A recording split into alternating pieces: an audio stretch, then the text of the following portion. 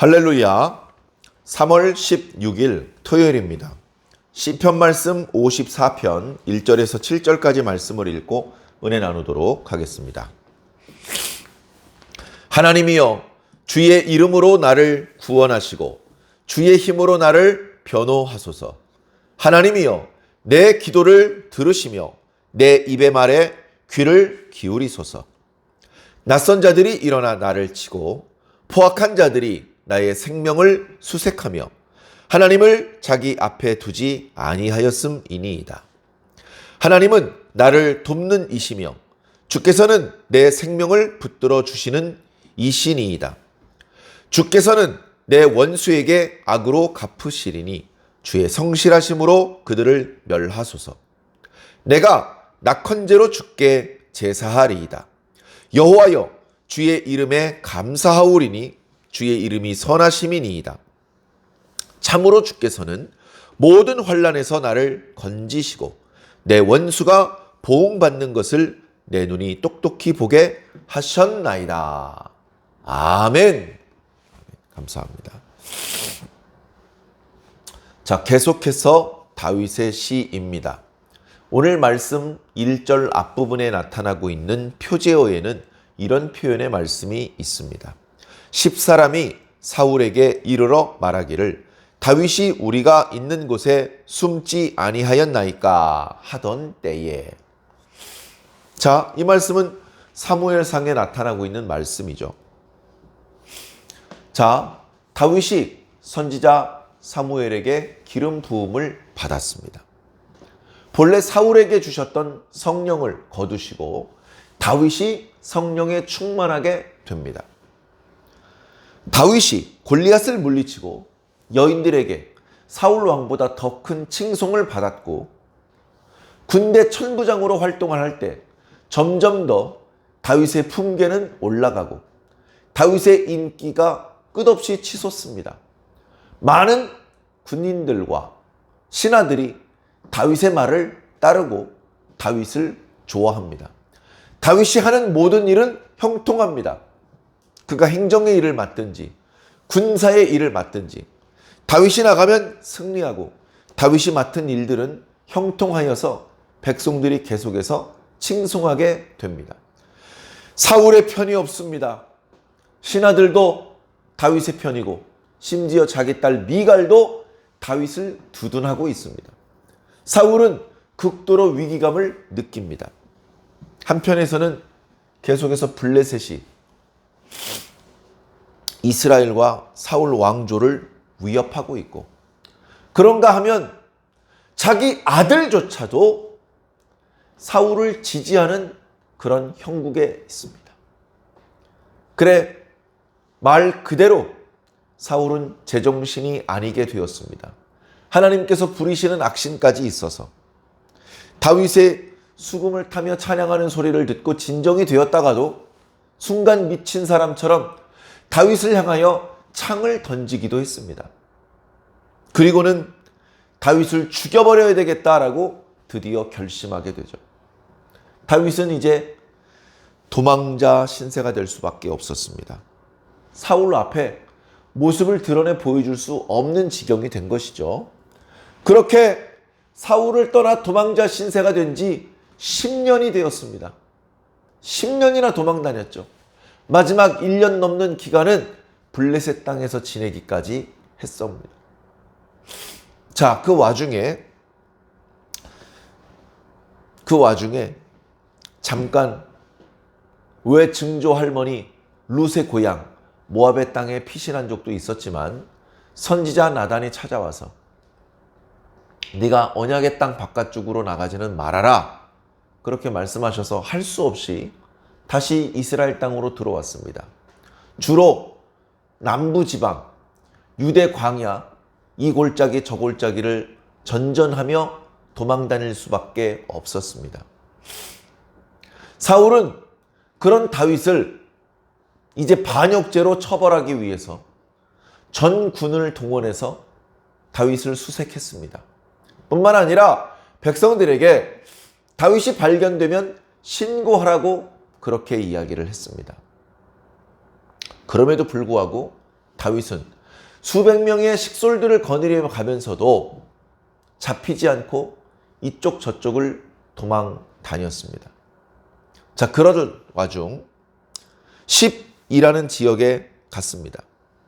10이라는 지역에서 다윗과 그의 일행들이 살고 있었습니다. 10이라는 지역 이외에도 이곳저곳에서 살았지만 사람들은 다윗을 신고하지 않았습니다. 왕이시여, 다윗이 우리 동네에 들어와 살고 있습니다. 어디 골짜기에 가면 그들을 포위해서 일망타진하실 수 있습니다. 이렇게 하지 않았습니다. 그들과 거래하며 그들에게 음식을 나누어 주고 왕래하며 거래하지만 신고하지 않았습니다. 그러다가 사울의 군대가 들이닥치면 저희는 그 사람들이 다윗과 함께한 사람인지 몰랐습니다. 그냥 지나가는 사람들인 줄 알았습니다. 그리고 그들은 날새서 정확히 그들이 어디에 묵고 있는지 저희들이 파악할 수가 없었습니다. 이렇게 이제 변명을 하면 그만인 것이죠. 그러던 와중 10광야에 있는 사람들이 다윗을 사울에게 고발합니다. 왕이시여, 뭐합니까? 다윗이 우리 동네에 지금 숨어 있습니다. 빨리 군대를 출정시키셔서 다윗을 잡으시고 나라를 안정시키지 않으시고 뭐 하십니까? 그렇게 신고를 한 것이죠. 그래가지고 그때 사울의 군대가 급하게 다윗을 추격해 왔습니다. 다윗이 있는 곳을 샅샅이 수색합니다. 거의 가까이, 하마터면 다윗이 잡힐 뻔했습니다. 그런 적이 있었습니다. 자, 그런 상황이 되었을 때에 다윗이 하나님께 찬양한 내용입니다. 하나님이여, 저를 좀 구원해 주시옵소서. 이렇게 기도하고 있습니다. 하나님, 저를 구원해 주시고 저를 변호해 주시고 제 기도를 들어주시고 제 말에 귀를 기울여 주시옵소서. 그렇게 말씀하고 있습니다. 하나님, 하나님의 이름으로 저를 구원해 주시옵소서. 어느 드라마를 보니까요, 고려 말기에 어떤 사람이 가족들을 먹여 살리기 위해서는 무과 시험에 합격을 해서 군인이 돼야 됩니다. 군인이. 그러기 위해서 열심히 활 쏘는 연습도 하고 격투 연습도 하고 그렇게 합니다. 근데 무과 시험에 이제 신청을 하는데 신청을 안 받아줘요. 너는 무과 시험에 응시할 자격이 없다. 왜 없습니까? 너희 아버지가 나라에 죄를 지어서 처형당한 사람이기 때문에 그렇다. 너는 그래서 무과에 응시할 자격도 없다. 그렇게 얘기를 합니다. 피눈물이 나지만 그 앞에서 망신을 당하고 쫓겨날 수밖에 없었습니다.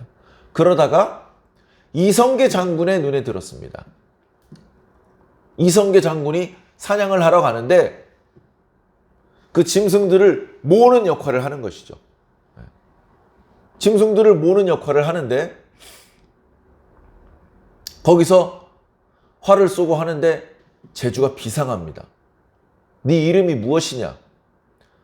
이 사냥을 위해서 짐승을 몰아주는 역할을 하기에는 재능이 아깝구나. 무과 시험에는 지원했겠지? 저는 천출이라 지원할 수가 없습니다. 그랬더니 자기 화살을 부러뜨려서 줍니다. 이 화살촉을 보여주면 응시할 수 있게 해줄 것이다. 그래서 그 화살촉을 들고 갑니다. 화살촉을 보여주니까 벌벌벌 떨면서 아니 이건 이성계 장군의 화살촉이 아닌가. 무과에 응시할 수 있도록 해주겠네. 이성계 장군의 이름이면 다 통하는 그런 시대였습니다. 그때. 그것과 마찬가지로 우리에게는 주님의 이름이 필요합니다. 우리 하나님의 백성들에게는 돈이 의지할 뒷배가 아닙니다. 세상의 권력자가 우리가 가지고 있는 지식이 우리를 지켜주고 보호해 줄 수 없습니다. 우리를 지켜주고 보호해 줄 수 있는 권세는 오직 하나님께 있으며 우리는 그 하나님의 이름을 앞세워서 나갈 때만 막힘없이 전진할 수 있습니다. 이 세상은 하나님의 이름으로 창조되었기 때문에 하나님의 이름을 앞세워서 나가면 모든 만물이 비키며 길을 열어줄 수밖에 없는 것입니다. 주여, 바로 그 주의 이름으로 저를 좀 구원해 주시옵소서. 제가 10사람들에 의해서 고발을 당하고 사울의 군대에 의해서 지금 수색을 당하고 있습니다. 저는 억울합니다. 제가 무슨 잘못이 있길래 이스라엘 군대의 추격에 이렇게 도망 다녀야 한단 말입니까? 하나님께서 개입해 주시옵소서. 하나님께서 이 상황 속에 재판관이 되어 주시어서 공정한 판결을 내려 주시옵소서. 제가 무죄하다는 것을 하나님께서 좀 입증해 주시옵소서. 그렇게 하나님의 변호를 간절히 간구하고 있는 것이죠. 왜 이렇게 하나님의 도와주심을 간절히 빌고 있습니까? 3절에 낯선 자들이 일어나서 저를 치고 있기 때문입니다. 10사람들을 가리키는 표현이죠. 포악한 자들이 나의 생명을 수색하고 있기 때문입니다. 사울의 군대가 자신을 수색하고 있는 것이죠. 물론 이때 당시 다윗의 일뿐 아니라 다른 시대의 다른 형태로서 하나님의 백성을 일어나 치는 사람들, 하나님의 백성의 생명을 찾기 위해서 수색하는 그런 형국은 많이 있습니다. 그 여러 상황 속에 있는 각 시대에 있는 하나님의 백성들이 이렇게 하나님 앞에 기도할 수밖에 없는 것이죠. 하나님, 그들은 하나님을 자기 앞에 두지 않습니다. 하나님을 자기 앞에 둔 자는 자기가 하나님 앞에 있는 자입니다. 하나님을 자기 앞에 두지 않은 자는 하나님이란 거는 안중에도 없는 자입니다. 할아버지가 있는데 손주들끼리 싸워요. 할아버지가 있는데도 할아버지는 안중에도 없습니다. 그리고 자기들끼리 언성을 높이고 욕을 하고 멱살잡이를 합니다. 할아버지가 저러다 말겠지 기다려 보는데 이 녀석들이 계속하고 있습니다. 그래서 옆에 있던 아버지가 소리 지릅니다. 댁! 당장 그만두지 못할까? 지금 옆에 할아버지가 계신데 어디서 이런 소란이야? 하면서 따끔하게 야단을 칩니다. 그 야단에 싸우던 걸 멈추고 할아버지 죄송합니다. 그리고서 이제 물러나는 것이죠. 지금 하나님 앞에 어디 감히 죄 없는 하나님의 백성들을 떡 먹듯이 먹으려고 달려드는 것입니까? 하나님이 안중에도 없기 때문에 하나님은 없다고 당당하게 말하고 세상은 진화에 의해서 여기까지 온 것이라고 주장하며 하나님의 백성들을 떡 먹듯이 먹으려고 하는 것 아니겠습니까? 그런 상황에 있는 의인들은 하나님께 도움을 청할 수밖에 없죠. 자, 4절에 저 낯선 자들은, 저 포악한 자들은 하나님을 마음에 두고 있지 않지만 저는 하나님을 마음에 두고 있습니다. 하나님이 누구십니까? 내 생명을 붙들어 주시는 분 아니십니까? 아무도 나를 돕지 않지만 하나님은 나를 도와주시는 분이시지 않습니까? 하나님, 당신의 공정한 판결에 따라서 저 원수들을 악으로 갚아 주시옵소서. 저 원수들이 저지른 악에 대하여 재앙을 내려 주시옵소서. 주님께서 성실하심으로 그들을 멸하여 주시옵소서. 하나님을 이용해서 자신의 욕심을 채우려는 것이 아닙니다. 하나님의 성실하신 대로 하여 주시옵소서. 하나님께서 말씀하신 대로 하여 주시옵소서. 하나님께서 약속하신 대로 하여 주시옵소서. 라고 하나님의 신실하심을 의지해서 자신의 구원을 간청하고 있는 것입니다. 자, 여기 낯선 자들은 말 그대로 얼굴이 생소한 자들을 말하는 것입니다. 성경적인 의미대로라면 이방인들을 뜻하는 것이죠. 그런데 10사람들은 이방인이 아닙니다. 이스라엘 사람이고 심지어 유다 사람들입니다. 그러나 그들이 혈통적으로는 유다 사람인지 몰라도 영적으로는 낯선 사람들이다. 영적으로는 하나님을 벗어난 외인들이다. 이방인들이나 마찬가지다라고 성경은 말하고 있는 것입니다. 그 10사람들을 가리켜서 낯선 자라고 표현하는 순간 혈통적으로 하나님의 백성이라 할지라도 그 이름이 교회에 등록되어 있다 할지라도 영적으로 그들은 바깥에 있는 사람이다. 내인과 외인은 차이가 큽니다. 저녁이 되면 해가 떨어지면 모든 사람들은 각자 자기 집으로 가야 됩니다. 문을 두드립니다. 누구세요? 엄마 나야! 문을 열어줍니다. 그런데 누구세요? 저예요. 에? 누구신데요? 아, 저예요. 저희 집 노크하지 마세요. 저희 집 초인종 누르지 마세요. 자꾸 이러시면 경찰 부를 겁니다. 모르는 목소리가 문을 두드리면 문을 열어줄 수가 없는 것이죠. 왜? 그 사람은 가족이 아니고 외인이기 때문에 그렇습니다. 여보세요? 남의 집 문 두드리지 마시고 당신 집으로 가세요. 자꾸 이러시면 경찰 부를 겁니다. 천국에 들어가면 안 되는 사람이 자꾸 천국 문을 두드린다고 문을 열리겠습니까? 천국에는 천국 백성만 들어가는 거예요.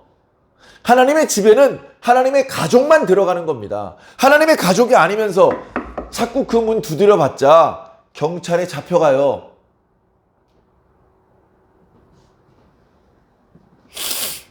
지금은 하나님께서 아직 등장하지 않으셨습니다. 감히 진화에 의해서 인류가 여기까지 왔다고 주장하는 사람이 벼락을 맞지 않고 있어요. 감히 이단의 교리를 전파하는 사람들이 승승장구하고 있습니다. 하나님이 없다고 생각하는 사람들이 떳떳하게 부끄러움 없이 살고 있습니다. 그러나 결정적인 순간이 되면 하나님께서 등판하실 것입니다. 마치 초등학생들끼리 축구 경기하는 것과 유사한 상황이죠.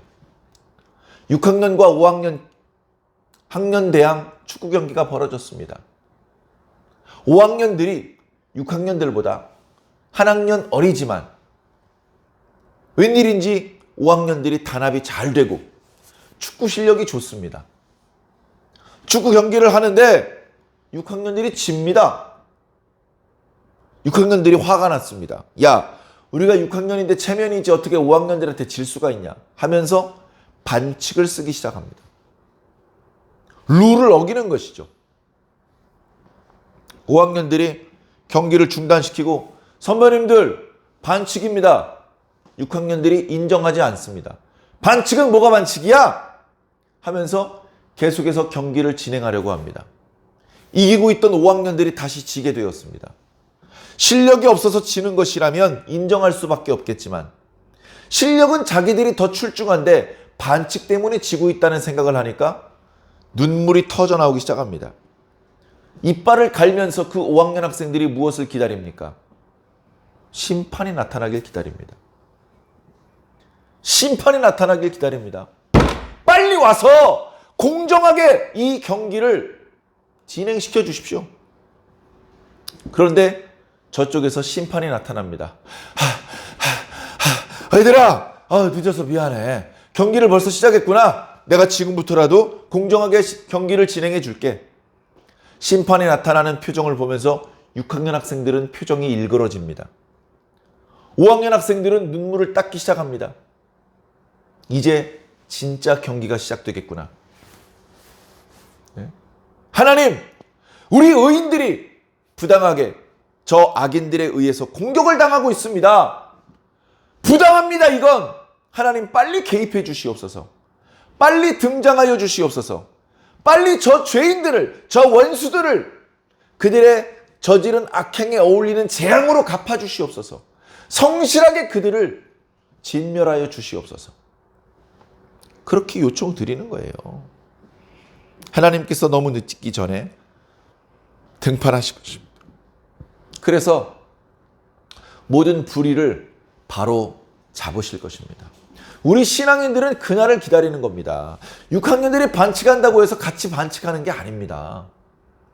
우리는 이 불공정한 상황 속에서도 순결한 그리스도인으로 사는 것입니다. 그렇게 할 때 심판이 왔을 때 떳떳한 것이죠. 네. 사랑하는 성도 여러분, 현재 여러분들이 당하고 있는 부당한 상황은 무엇입니까? 현재 여러분들이 겪고 있는 그런 애매하고 억울한 상황은 무엇입니까? 억울하고 속상한 상황이 있으시더라도 룰을 어기지 마십시오. 하나님의 백성으로서의 품격을 잃어버리지 마십시오. 그렇게 손해를 보고 그렇게 억울한 상황이 되더라도 우리는 끝까지 하나님의 백성으로 예수 그리스도의 제자로 살아가야 됩니다. 우리에게 주신 말씀대로 성경을 통해 주셔서 가르쳐 주신 교훈대로 우리는 계속해서 살아가야 됩니다. 그런 모습을 하면서 살다가 다시 오시는 주님을 영접할 수 있어야 되는 것이죠. 사랑하는 성도 여러분, 흔들리지 않으시기 바랍니다. 오늘 말씀 6절과 7절에는 결국은 하나님께서 나의 기도를 들어주실 것을 믿습니다. 결국은 하나님께서 개입하셔서 이 모든 억울한 상황을 바로잡아 주실 것을 믿습니다. 그렇게 되면 제가 낙헌제로 주님께 제사를 드리겠습니다. 낙헌제, 스스로 즐거운 마음으로 하나님 앞에 제사를 드리는 것을 말하는 것이죠. 강요에 의해서 마지못해서 드리는 제사가 아니고 정말로 마음에 기뻐서 하나님 앞에 제사를 드릴 것입니다. 하나님께 감사할 것입니다. 하나님께서 나를 환난에서 건져주시고 나를 괴롭히던 원수가 멸망당하는 것을 보게 해주실 것을 믿습니다. 응답되기 전에 미리 기뻐하며 감사하고 있는 것입니다. 예수 그리스도께서 아직 다시 오지 않으셨지만 우리는 의심하지 않습니다. 우리는 다시 오실 예수님을 다시 오신 것이나 마찬가지인 것처럼 믿고 이미 기뻐하고 있습니다. 그런 은혜로 오늘 하루를 살아주시기를 예수님의 이름으로 축원합니다. 아멘.